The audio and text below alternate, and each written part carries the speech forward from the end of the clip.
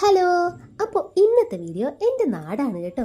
പ്രകൃതി മനോഹരമായ പുറപ്പുഴ എന്ന കൊച്ചു ഗ്രാമം. പാടവും തോടും കുന്നും മലയും എല്ലാമുള്ള എൻ്റെ ഗ്രാമത്തിലേക്ക് എല്ലാവർക്കും സ്വാഗതം. തൊടുപുഴയിൽ നിന്നും 8-9 കിലോമീറ്ററാണ് ഞങ്ങളുടെ നാട്ടിലേക്കുള്ളത്. ഞാൻ പുറപ്പുഴക്കാരിയാണെന്ന് പറയുമ്പോൾ പലരും ചോദിച്ചിട്ടുള്ള കാര്യമാണ്, അത് മുൻമന്ത്രി പി.ജെ. ജോസഫിൻ്റെ നാടല്ലേ? അതെ, പി.ജെ. ജോസഫിന്റെ മാത്രം നാടല്ല കേട്ടോ. ഞങ്ങളുടെ പുതുച്ചിറക്കാവിൽ അമ്മയുടെയും സെബസ്ത്യാനോസ് പുണ്യാളന്റെയും മൂവേലിയിൽ ഉമാമഹേശ്വരന്റെയും തറവട്ടത്ത് ശ്രീ സുബ്രഹ്മണ്യന്റെയും ഒക്കെ നാടാണ് പുറപ്പുഴ. ഞാൻ 6ാം ക്ലാസ്സിൽ ഞങ്ങളുടെ ഈ കാണുന്ന കവലയിൽ ആദ്യമായിട്ടൊരു സിനിമ ഷൂട്ടിംഗ് വരുന്നത്.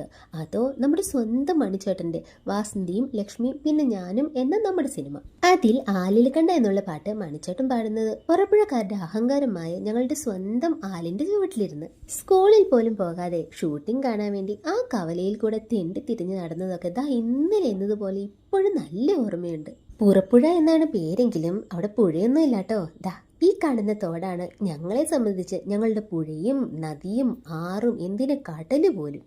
സ്കൂളിലെ വലിയവതിക്ക് രാവിലെ ഒരു തോർത്തും ഒരു സോപ്പും എടുത്ത് ഈ തോട്ടിലേക്ക് പോന്നാൽ പിന്നെ കയറി പോകുന്നത് സന്ധ്യയാകുമ്പോഴാണ്.